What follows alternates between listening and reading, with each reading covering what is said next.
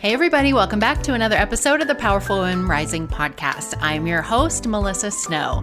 I am a former dating coach for women turned business relationship strategist. For the last 3 years, I have been helping female entrepreneurs grow their business through networking like a human and not like a salesy weirdo. So my company, Powerful Women Rising, is focused on changing the face of networking. We are all about authenticity and integrity and making networking fun again. Most people, when they think about networking, think about business cards, transactional relationships, small talk, all the things that nightmares are made of.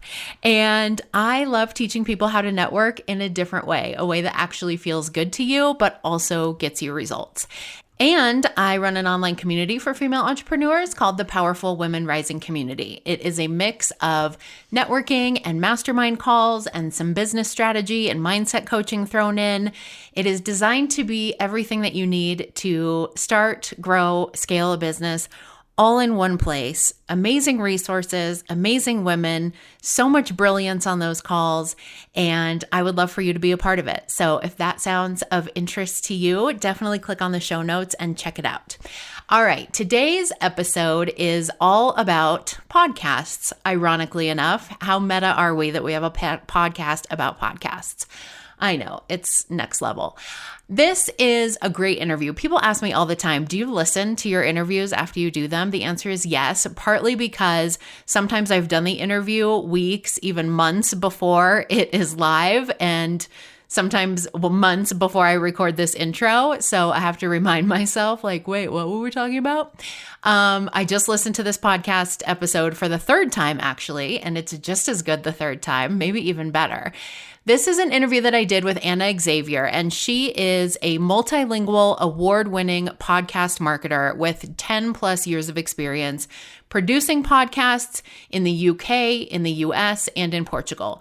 She also has her own show, The Podcast Space, where she provides strategic but practical ways for professionals to use their show as an effective tool for online marketing. So we cover a wide array of topics as they relate to podcasts. So this is a great episode for you if you have a podcast, if you have considered having a podcast, or if you're just open to the idea of growing your business by being a guest on other people's podcasts. This is something that I've done a lot, both in my dating coaching business and in my business with Powerful Women Rising, both guesting on other podcasts and then also ultimately hosting my own podcast. There is a lot to be learned from both. And if you're not quite ready to take the leap to having your own podcast, there is a lot of power in being a guest on other people's podcasts. It increases your visibility, but it's also really good for your self-concept. This is one of the things that we talk about, really being able to see yourself as an expert, as an authority, and it does a lot of really good things for your mindset. So regardless of where you fall on the spectrum of podcasting, this is a great interview for you to listen to and spark some new ideas for you. As always, we will be chatting more about this topic over on Instagram. So if you're not following me, be sure to go check out at Powerful Women Rising and let's keep chatting. I would love to hear your thoughts on this podcast. If you got any new ideas or insights, I know that you're going to love it because Anna is amazing. All right, here we go.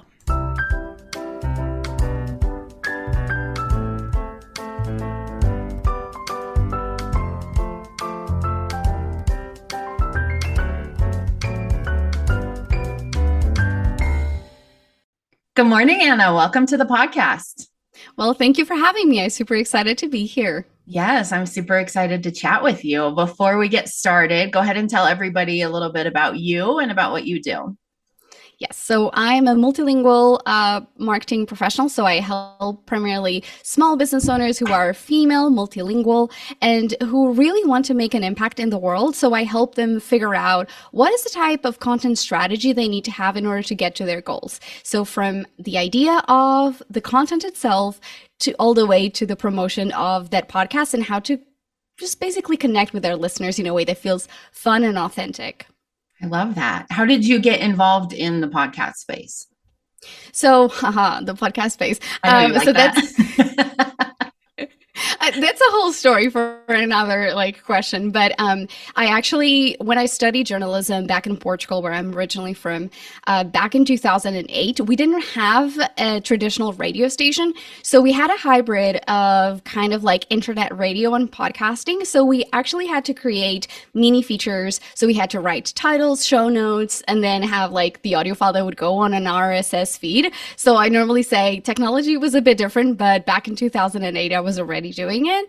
And when I moved into the UK, I was involved in a lot of online radio and a lot of really cool initiatives with local councils and museums and stuff. And so we did a show that was online, but also as a podcast version. So I always talk about how like there's so many things that changed in podcasting in the last 20 years and so people have no idea how easy it is to do podcasting today with all the cool tools that is just like tap tap tap, done done done, let's go. Especially with AI today, I'm like, I sound like an old lady. I'm only 35, but I go, back in my day those things were very different, because they were. Yeah. So that's how I got involved, and primarily working with small business and especially minorities and multilinguals is just a passion of mine, because I am an immigrant, I am a multilingual, I am a female entrepreneur who struggles with a lot of imposter syndrome. So I really have a heart for amazing women who are, look at me, like putting myself in that category. So really helping them figure out what is their zone of genius, coaching them through what feels authentic, and really shine as an authority, because as women, I feel like we hold back a lot. And so to me, I've worked with so many people from all around the world, but I primarily love working with these communities because it's just so fulfilling to see the beginning and the end of where they are. So definitely for me, it's like, if I have a preference, that's the kind of client I want to serve, because it's just amazing. That's awesome. So do you work mostly with women who want to start podcasts, or women who already have podcasts that they want to optimize, or do you do both? So I primarily work with women who have done, or multilinguals and minorities who have already started a podcast, because the success rate of podcasting is actually very low. Only 45% of people who start a podcast make it to episode 8, sorry. Wow. And only 10% make it to 50 episodes. So if you have a weekly show, only 10% of people who start make it through that first year of podcasting, which when you look at statistics is insane, right? So I like working with people who have done it by themselves, who maybe DIY'd it, or maybe they hired out and they say, hey, for instance, I had a client who did her first year of podcasting. She's like, I just want to figure this out. And then after a year, she was like, you know what? I'm ready to actually work with someone who's going to teach me, like, does this make sense? I'm really overwhelmed with this. Is there a better way? Or how do I use these podcasts to effectively get clients or become an authority or get more speaking gigs? So by doing that with podcasters who have done it for at least 3 to 6 months, they know what they've tried, they kind of like know they really want to do this, and so they're way more committed to working with me, which to me is like, okay, yes, like I'm here to serve you, but at the same time I want to make sure that it makes sense. And as a small business owner, it's more strategic to work with people who are more aligned with what you want to do and the results, because anyone who launches a business, you want to have results to talk about it in your marketing. You gotta put my marketing hat on. Like, if you're working with people who are not sure, it's going to be flip-flopping here, flip-flopping there, and you may never be able to actually say, hey, we had these results, or it worked because of this, or it may just not be a good fit for anyone. So that's why I prefer working with people who have started a podcast, have done it for a while, and then they're like, I don't know what I don't know, so teach me the ways. And I'm like, yes, let's go. Yeah, I love that. So I run a community for female entrepreneurs online. And one of the things that we talk about frequently is like, you have to stick with something long enough to know if it's actually going to work. And that's really hard, especially when you're in that newer space of like, okay, but I need to make money yesterday. And right. We put this thing out in the world that we think is so great and everybody's going to want to buy it. And then they don't buy it the first time we market it. And then we're like, well, this is terrible. I need to go create a different thing. Right. So even just that, like, I'm always like, let's just do it for 90 days and see what happens, because you need at least that much time, and also depends what you're doing in those 90 days, right? We're not just going to like sit and wait for 90 days. That also will not work, it turns out. But I love what you said about, working with people who have been at it for a little while, because I think it's really easy in the entrepreneurial space. There's so many messages, and I want to talk to you about this, about like all the things that you should be doing to grow your business, right? You should have a podcast. You should have a Facebook group. You should be speaking. You should do this. You should have a blog. So in your opinion, who should start a podcast? And is there anybody who should not start a podcast? Well, that's like almost, I wouldn't say the $1 million question, but it's really a really, really important question to ask yourself, especially as women. We tend to be very creative, and so we want to try things. And so the first thing that you want to determine is to actually determine your podcast goal. What would you do with this show? It's not just necessarily like, oh, I just want to do it. It's just like, what is the end goal, right? Because I normally talk about, there's about 7 different ways you can use a podcast. You can use it for content for your business. And I had clients who were like, Anna, I have empty page syndrome. I really hate writing, but I love having conversations. I love talking. So that was the avenue to get content for their website, their online presence and marketing, newsletters, all of the things. So if that's what you're struggling with and you love talking, a podcast makes sense, right? So because the results are more immediate, you immediately get content, right? Mm-hmm. So it's also like looking at the timeline of looking at those results. If you want sales, of course, those are not coming right away unless you come with a pre-built audience that already is interested in what you do. Networking is one of the almost 2 immediate ways to get, to improve the quality of your network. I mean, a podcast is still considered, and me as a former journalist, like when you look at a high level, high quality, really relevant kind of like communication in terms of appearances online and all of that, like a podcast is considered like a radio show. It's considered as a media appearance. So basically, when you're looking at really improving the quality of your network, you can get a CEO, you can get a founder, you can get a VP. Nobody's going to send an intern to a podcast interview, right? So you're skipping the gatekeepers in order to get to that point. So, I mean, what a better way to get access to like high quality conversations and high quality people. So if you are in the middle of nowhere and you say, you know what, I really want to improve my network because I feel like I don't know anyone, you can do it. Something that has been really interesting is that actually a lot of people are using podcasts to change their career or their industry. So they improve the quality of their network, right? So if they want to apply for a different type of job and all that, like they have now the decision makers in their network, which is amazing. Or they get to discover things about a whole industry without having to work at it, right? Like, how amazing is that? You get so much knowledge with your own podcast. You learn so much about like different industries, right? So if you wanted to laser focus on one, you could. So lead generation is one that takes a little longer, and like lead generation and sales kind of go together. It's a more of a long-term thing, and it really depends on the price of the product. If you have a book, if you have like a kind of a low ticket item, it's easier to sell to an audience than, for instance, coaching programs, because not everyone, some people are listening to your show, the DIYers.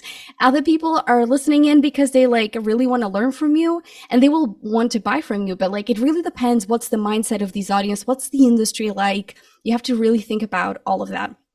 And then another one is using that to just improve your authority online.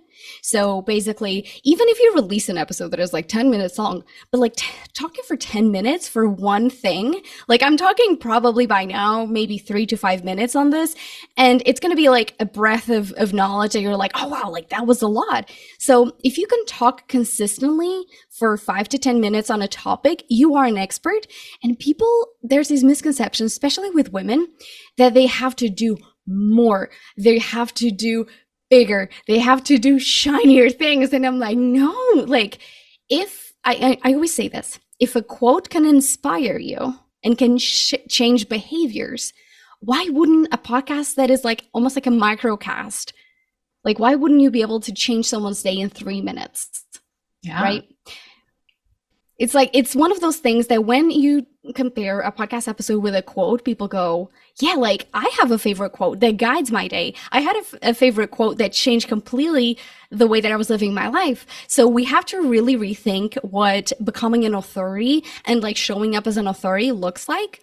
And so like a podcast can be a great way, and it can be just like something that is like, you can turn an Instagram live into a podcast. You can turn a LinkedIn live into a podcast. It's just allowing the format to meet the need of the audience. So if someone is driving, they can't be on, especially like the LinkedIn app, such a terrible user experience. So anyone who has tried join a live session is just a mess. So if you want to make sure that you're tapping into people who are driving, like it's just meeting them where they are. So those are just some of the ways. Like people do it for passion projects as well. And so for me, it's just like really assessing, what do you want this to be?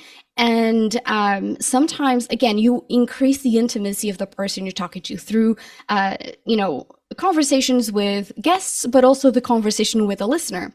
So when I'm talking to people, I always share, when you're creating a podcast, this can be literally just your kind of like a tool for self-discovery, because you're talking in a way to nobody when you're doing a solo episode, right? So you're really discovering, like I started my podcast after having worked for years and launching the podcast space in 2020. I only launched the podcast last year in January of 2023, because I was like, I'm working with so many different things, so many different clients. I don't have the capacity. But once I launched the podcast, I was like, I really know my stuff, because you're like, oh, I'm behind the scenes, I'm creating content, but like not really live. Like I'm writing newsletters, I'm doing videos on Instagram. But when you do a podcast, you're like just a whole different level of confidence and just like self-development in a way that feels like you're marketing yourself, but also at the same time, you're actually at your own time, just boosting that confidence, boosting that knowledge, because you have to research sometimes. Like, I mean, for you probably have to like go in and on Google a few things, or just do a bit of like research on the person. You always get to learn a bit more. So it's almost like learning or hacking life at a higher speed, because you're just like, okay, every single episode, I got to learn something new. And as a journalist, I used to do that. Like, okay, I have to talk about this thing. So just learn about how to do this one thing in a very quick period of time. So same thing for most people. You're like a journalist. Yeah, I relate to like everything that you just said. I feel like a podcast for me has been really helpful with content creation, because you can repurpose it in so many different ways, right? Like we will record this video and then it will become reels. I will take quotes from it and I will put them on like graphics. It can become so many different things. And then I can repeat that next year, right? Like I can pull out 3 new clips and now all of a sudden I have more content from this same interview that we did.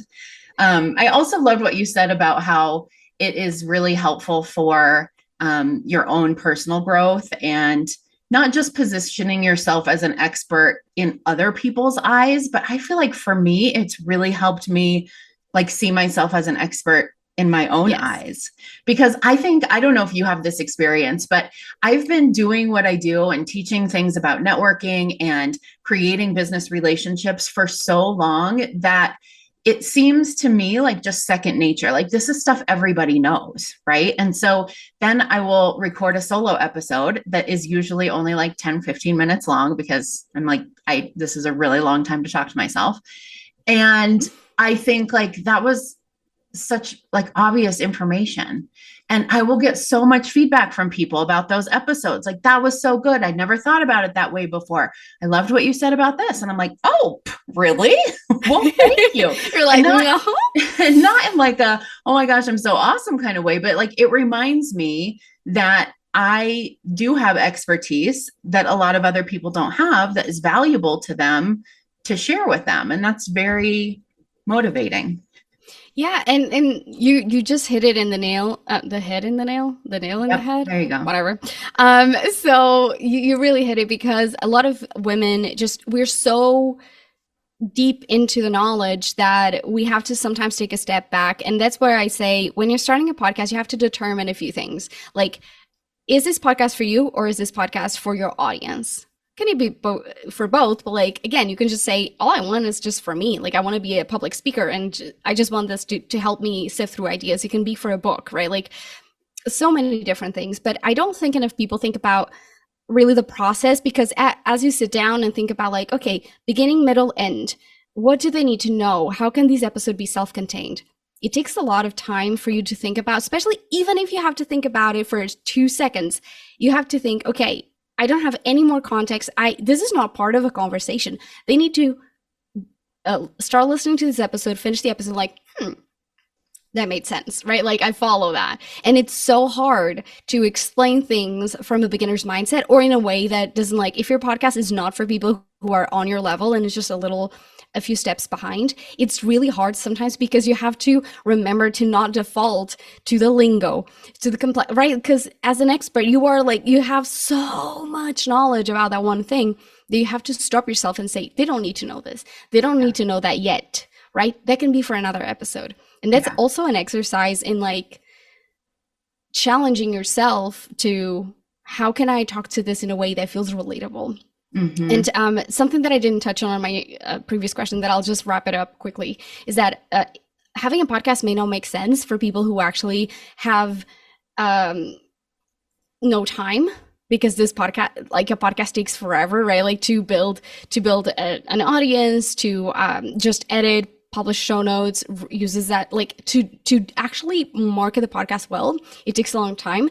So basically, if you are someone who is already very overwhelmed with your business, like maybe a podcast is not good for you, but you can guest on other people's podcasts. As I was talking about, the power is the same. So when you're looking at a podcast, if you're someone who struggles with breaking down ideas, you feel like you're really stressed out every time you have to sit down, if you feel like for instance, I don't like doing interviews actually as the host, because for some reason in my mind, I default to, I have to be a journalist. I have to know all about this topic. And I like just talking, right? And so to me, it feels really stressful. So I actually rarely do interviews.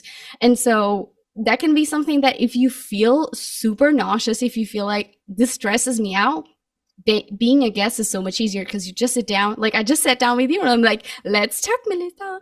And so basically, that is one of the things that people have to think about. Like, could that be a self-developing tool, or is this actually being a lot of stress, bringing a lot of anxiety to your life? It may not make sense, right? Because you may be like, oh my gosh, like I feel flustered. I can't explain this. I just don't enjoy it. Or I can't talk to myself. I feel like so self-aware. So that's something that is very is very interesting, that sometimes happen as you are doing those solos. You're like, I hate the sound of my voice and I cannot get over myself. So that can happen too.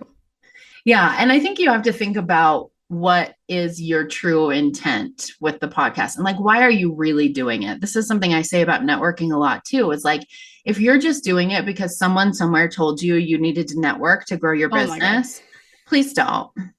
And same with a podcast, right? If you just like, you read an article or you were scrolling or you listened to this episode or whatever, and you're like, oh, everybody who's succeeding as an entrepreneur has a podcast. I need a podcast. That is not a good reason to start a podcast, I think.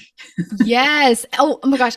You were talking about networking, and like, I heard this thing in a conference that I think is so interesting that I never looked at it in that perspective. And I'm very curious. I know, like, again, you can use the podcast to network as well, right? But when you're going to a networking event, sometimes we feel like, again, because we're expected, and same thing with the podcasting, you're expected to go at it and have be the light that is in the room and everybody gets attracted to you. And like, not everyone is that. Like, I am an extrovert. I am lucky that I'm like, okay, I can go to a room and like pretty much talk to anyone. Yeah. But someone else in a conference said, if you struggle with networking, think about it's not about you. Like, you can be the person that helps someone else who is like just having a terrible time, like connecting to other people. You can be their like buddy and like light them up. And it's the same thing with podcast guesting in a way. You can be someone else's like support. They need a guest. You can fill that void. But like on your end, like, how is it when someone goes, I hate networking? Like, it's the same thing for you, right? Like, you have to look at like, why do you want to do this? And your personality too, right? Yeah, absolutely. Yeah, I was a dating coach for 6 years before this. And one of the things I used to always tell my clients is like, if you're going into a date with this mindset of like, I don't want to be going on this date, I went on 12 dates. They've all been terrible. This one's going to be terrible too. Like, if you knew the person you were going on a date with was going in thinking that, like, would you want to go on that date? Because Such a I good wouldn't. point. And it was the same thing with networking, right? Like, if you're walking into a room like, gosh, I don't want to be here. I hate networking so much. Like, you are creating your own destiny. And if you were forcing yourself to start a podcast because you think that's the thing that you have to do and that's what everybody else is doing, you're going to show up to record an episode, whether it's a solo episode or an interview episode, like, God, I don't want to do this. Right. And like, I don't want to listen to somebody who's like, I don't want to be here. Thank you. Yes, exactly. Like your role is to be magnetic to the topic or to your world, right? And when we do something that we love, and this is where like I'm like, I want to work with people who are like, I'm not enjoying this podcast anymore. And normally we look at the format because normally that's the problem. Mm-hmm. They think they have to, and like air quotes, bigger quotes, like they have to, because they look around and they go, oh, all the big podcasters are doing this or this format. I'm like, do you have a big team? They're like, no, it's just me, myself, and I, or me and an editor. I'm like, okay, do you have a team of researchers? And they go, no. And I'm like, that's what these big shows have. Do you have maybe 8+ years of podcasting? No. There you go. Like, so let's bring down the expectations of what we have of what podcasting should look like. And let's create a plan that helps you create and generate ideas and generate episodes that feel exciting to you, which in turn will get the audience excited. And it's just like, people go, wait, what? It's like giving you like permission to really do this thing in a way that it's fun for you. Because if there's no fun, and fun, like it doesn't have to be like, fun. It can be like enjoyable. Yeah. Like if you're not enjoying the process, because a podcast is a marathon, like it's gonna suck. I'm sorry. Mm-hmm. Or you're not gonna see results because you're fighting every step of the way. Like, I hate this. I'm not getting listeners. I'm not getting enough downloads. I'm not getting like messages, right? Because that's the energy you're putting out. And so I just want to challenge people to think about like, what have you been doing that feels out of alignment, that feels like just not exciting at all? So that's the first thing, like to allow ourselves to ask ourselves, like, what do I want this to be? And to be disruptors and to be rebels and say, no one else is doing this, so I am trying it. Yeah. And to not assume that your topic is uninteresting or that there's not people out there like, this is not relatable to enough people. I can't remember where I heard it. There was a story I heard about a woman who started a podcast, and she was like really, really into bird watching. It wasn't her profession, but she lived in a certain part of the country where there were like birds there that weren't found anywhere else in the country. And I'm totally messing this story up. I'm making up most of it, but the premise is true. And so she started a podcast, even though she thought like, I'm the only person in the world who gives a shit about these birds. And it became so popular, and she became like so popular on social media. And it was like this whole big thing, because although it wasn't something that like the whole world was interested in, there were a lot of people who were interested in that one thing, and they all found her podcast. So I think that's important too, is like, you don't have to have a topic that is applicable to everyone. Like people say all the time in marketing, if you're talking to everyone, you're not talking to anybody. And don't assume that the thing that you think is really interesting, that you're really passionate about, that you want to create a podcast and show up and talk about every week or every 2 weeks or every month. Like there are people out there in the world who think that is equally as interesting as you do, and who are just as passionate as you are, and they will find your podcast. 100%. That is so true, especially with podcasting. People don't go on podcast apps and go, who should I listen to from these strangers? But they would go, for instance, on YouTube and type, bird watching. Mm-hmm. They come across your content. So you also have to think about like, when you're creating content, like as a small business owner, like you see a need, you fill the void. Or like just because someone else has the same business, you don't go, well, I can't start a business because there's people already doing business in that industry. Like, so it's the same with podcasting, right? It's just looking at the intersections that you're excited about. And yeah, sure, maybe some industries, some topics, some intersection are not going to be incredibly popular, but maybe having 100, like Clear example. One of my coaching clients, she has a podcast about global health. So it's not necessarily a very like generic topic. It's not about like entrepreneurship, but she is able, like she has $150 in recurring donations every single month from listeners. And her podcast only has about like 600 downloads per month. So you can actually monetize a very small audience, and you can have, and like, for instance, stuff that I like, that's why I love podcasts. Like she interviewed a nonprofit that did some work in El Salvador, I believe. And so she interviewed them. They talked about, well, the work they do. They talked about their need of volunteers, blah, blah, blah. Months later, she has someone who applied for a volunteer position.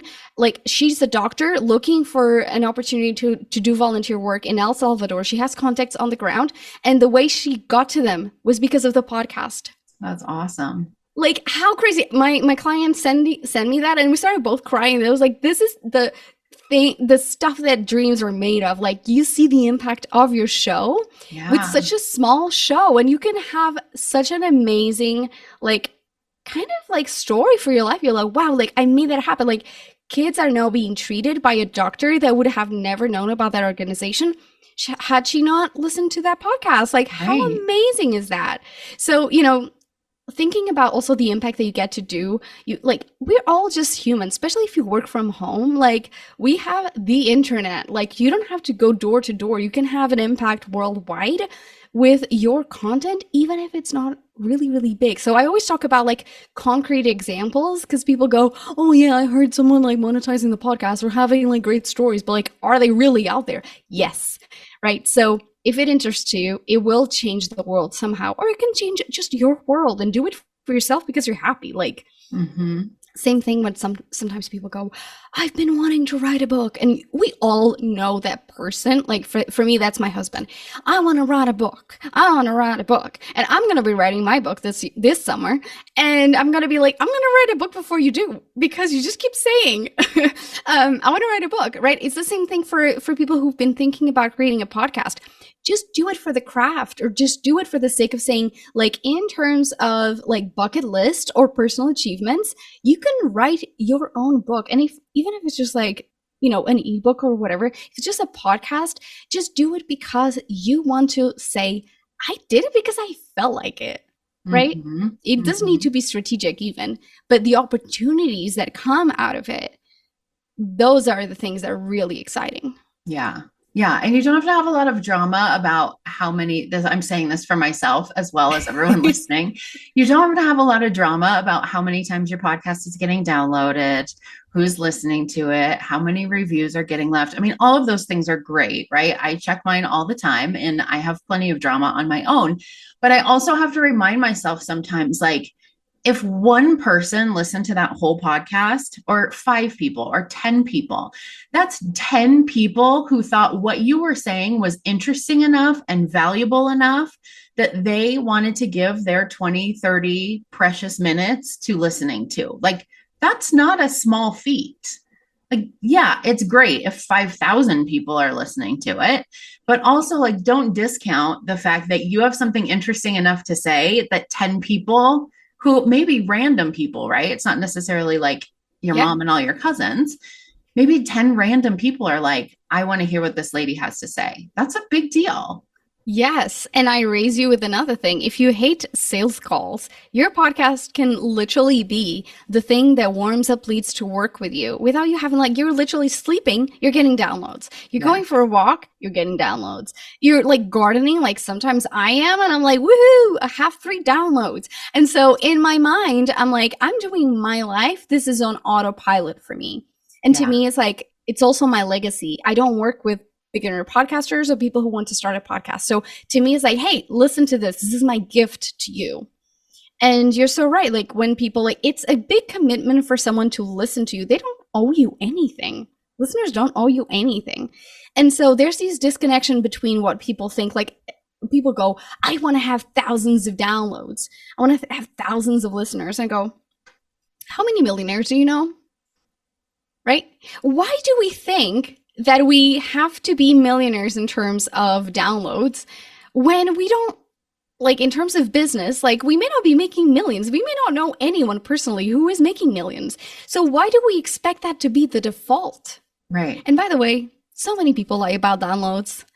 Recently, Apple Podcasts released this new iOS update, which basically tells your phone, if you haven't listened to a podcast that you subscribed to forever ago, and you haven't listened to the latest 5 episodes, the podcast will stop being auto-downloaded to your phone. So a lot of people, I myself included, because a big community that I have is like based in the US, I have like secondary, like about like 40% is from listening on Spotify, but I saw like about a 15% decrease because of all these people that subscribe to my show maybe in January of 2023. Like my husband, my husband is getting so much shout out in this episode.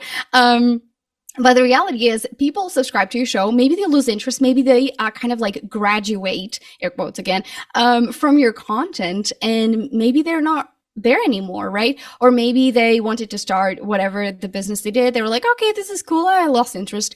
Or maybe there are people who life got in the way and then they're like, oh, I want to go back to it. So, right, like it can happen. So these people were counted as downloads, as unique listeners, depending on whatever numbers and stats you're looking at. And I just tell clients, this is actually better because these are not inflated numbers. You know that this is more accurate than ever before. Right. So a lot of people apparently who are like the really big shows lost really high positions they had in the charts because like 20% of their downloads, 35%, 40% were just people who subscribed to the show would never listen. Yeah. So to all these people that are like, oh, my podcast is down, my downloads are down, it's fine. It's better in the long run. It's more accurate, and you'll be able to tell, okay, 30 people actually care about the show instead of 100 and thinking, why am I not getting any emails about inquiries about my business or whatever it is? So it's a good thing. Yeah. Absolutely. So you mentioned earlier that if someone didn't want to start a podcast or didn't feel like now was the right time for them, that guesting on podcasts was a good alternative. Can you talk a little bit about why being a guest on someone else's podcast is valuable and maybe like how to get started doing that? Yes. So basically, if you have a podcast or you have a podcast in seasons, or you just don't want to launch your own, guesting on other people's podcasts is, I would say, it's not as effective because you don't have all the control of the conversation, right, and the topic, but you get to practice your thought leadership as well, right? Mm-hmm. Someone else is doing the work. Someone else is paying for an editor. Someone else is giving you content to market to your own podcast. And even there's people that all they do is just saying, hey, could you send me the interview file, because then I can cut it up for my own social media. So all they do is just be on other people's podcasts, but you're tapping into someone else's audience for free organically, right? Mm-hmm. Another point that is like super important is that organic search terms start popping up on Google. Your name starts showing up without you having to spend a dime on SEO, on search engine optimization. So you don't have there's all of these pointers in all of these places talking about you and your expertise. Again, you can't just go on podcasts and talk about like all the different things that you could be talking about. Like you have to pick like the topic. Like I sometimes get invited to talk about like how to, because I'm an immigrant, people say, hey, I really find your story inspiring. And I'm like, sure, can we talk about like maybe like the profession and stuff so we can weave in that naturally in the conversation? Yeah. Also, podcast listeners will be podcast listeners, both for you and your show. So if you have a podcast, it's easier to convert a podcast listener from another show to yours than a social media follower into a listener. Because people, sometimes I have people who in my, like, I think that I do a good job at promoting podcasts in a different way than other than go and listen to the podcast. And I have so many people who say, I find your content so valuable. And it was 3 months into me launching the podcast and they say, I still haven't listened to your show. And I'm like, that's fine. All I want, again, the podcast for me is a tool for my business. So I do a lot of stuff in depth to help my clients listen to stuff in their own time. It's for lead generation, but also for I get hired a lot by other agencies to help the clients that they're working with, or maybe even finding themselves like, we don't know really how to market ourselves in the podcast world. Like, can you help us? Like, how do we market better our content? I'm like, sure. So I really use the podcast in a few different ways. So my social media is exclusively to build rapport with the audiences and to just help them. If it takes them 3 months to get to my podcast, it takes them 3 months, but it takes them 3 months. I had interviews where someone listened to an interview I did. They immediately came into my social media. They binged my content and I was like, yay. And so they became podcast listeners because the person already had built into their habits being a listener. Yeah. So that's why it's easier to do that transfer to podcasts. And again, like, this is such an underused technique. Like, you can guest on other people's podcasts and then have the episode and use it for your own feed and say, hey, I was interviewed on this show. I don't get to talk about my story as frequently as I should. Here's the show, by the way. Go and check out the host, right? So you can actually do a lot of things when you're guesting, even if you have your own podcast and even if you don't, because you can say, just the preparation stresses me out. Then like, sit down and be a guest. That's such a great way. I think I answered most of your question, I suppose. Yeah. I'm like, No, you did. Do you have any like tips or secrets that would help people find podcasts to be guests on? Yes, there's an app called Pod Pros. It's a platform for podcast guesting, but really just go onto Apple Podcasts. And again, don't pitch really big shows. That's like, obviously, like, if you're not a person who has a big presence, it may be harder to get on those shows. So first, go on social media and say, hey, I would love to guest on podcasts. Does any of you have podcasts that I should guest on?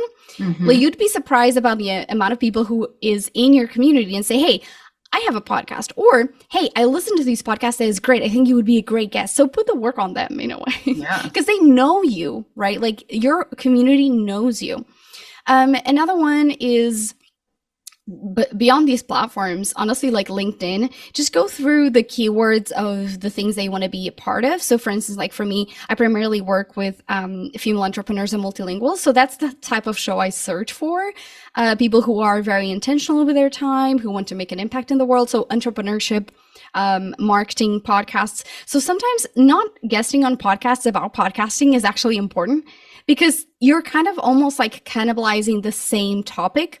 So sometimes going into slightly like, I'm doing this on your show, right? Like, we have a lot of overlap.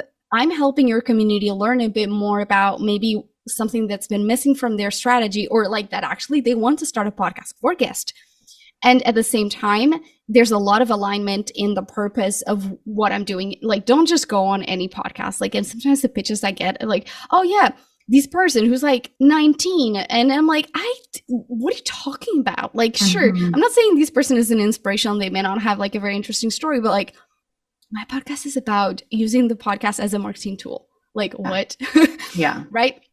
So when you're thinking about it, go to, honestly, sometimes asking if you have guests on your show, ask them, hey, who should I look out for, right? Like, anyone I should be guesting on, anyone I should be having on the podcast.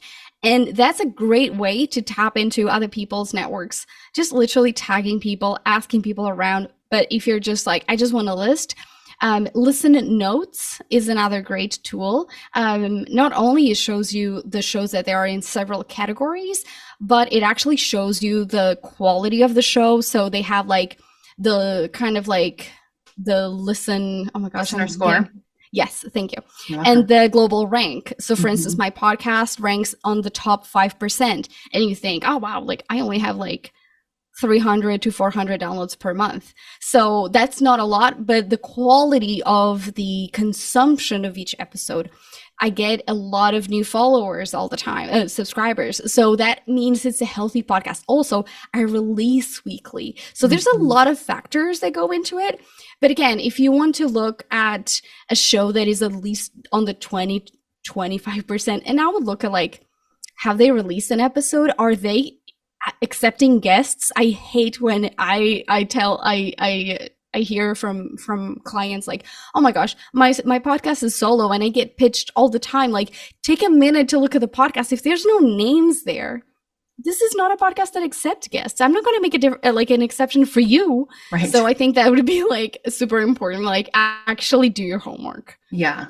Yeah. I have a question on my podcast guest application that's like, tell me about an episode that you listened to and what you thought about it or something like that. Just because like I'm always surprised by people who will apply to be on the podcast that they've never even listened to it. And I'm like, you don't even know if we're aligned. Like, you don't even know what I'm talking about. You don't know if my style fits with your style. Like, there are times that I'm like, oh, I should be on this podcast. And then I listen to it and I'm like, no, I should not be. Right? Yes. It's a PR risk, actually, especially if you guest on a podcast that like has the opposite idea. And again, you can like debate. There are some shows that are about debating, but like when the whole core of the show goes against the values of what you stand for, what your business stands for. Yeah, maybe not. But yeah, your form is in a perfect example. Is like, if you really care, you will fill it out. If you don't, if you're like being lazy, you also don't have to bother with that person. So that's a great example of like how to filter and sift through people who may not be a good fit. Yeah, absolutely. This is such good information. Thank you so much. I love it when I have guests that come and share like actual useful information. Yeah, it's not gatekeeping. Yeah. Or like, well, there's really great ways to do that. And I would love to tell you what they are if you go to my website. Oh, yeah. Yeah. Or like download and like the user path is like, give me your email. And after an email sequence of 5 emails and 2 trainings, you can get in. It's just like super generic advice. Oh my God. Yeah. It drives me bananas. Yeah. So if people want to connect with you further and learn more about what you do, what's the best way for them to do that? Yes. So first off, subscribe to the podcast, The Podcast Space, on any podcast platform as well as LinkedIn. That's the name I use on Instagram, and by the way, and Xavier on LinkedIn. But honestly, like, let's be honest, like, Instagram really is the most fun place, like, to hang out and to connect with people. I'm as relaxed as I am right now in this interview on my social media. So come and, like, I always share a lot of behind the scenes. So come and join me, because on the stories, I'm always talking about like different things that most people don't talk about. So you should definitely check me out there. And if you want help with your podcast, whether that's through coaching, instant access courses, there you go, or consulting. I do 1-hour consulting as well. Check them out at thepodcastspace.com. Awesome. Thank you so much, Anna. I really appreciate you coming on the podcast. Well, thank you for the opportunity.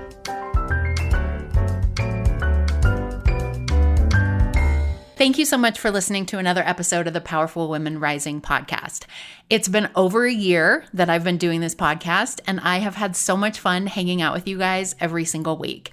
The experts that I've gotten to bring you and the interviews that I've gotten to share have been so amazing. They truly have blown my mind. And the feedback that I've gotten on the solo episodes has been amazing as well. So thank you from the bottom of my heart for continuing to follow this podcast and to hang out with me every week. I would love to continue the conversation with you over on Instagram, so definitely join me there. And if you like what you hear in this podcast, I would love it if you would leave a review.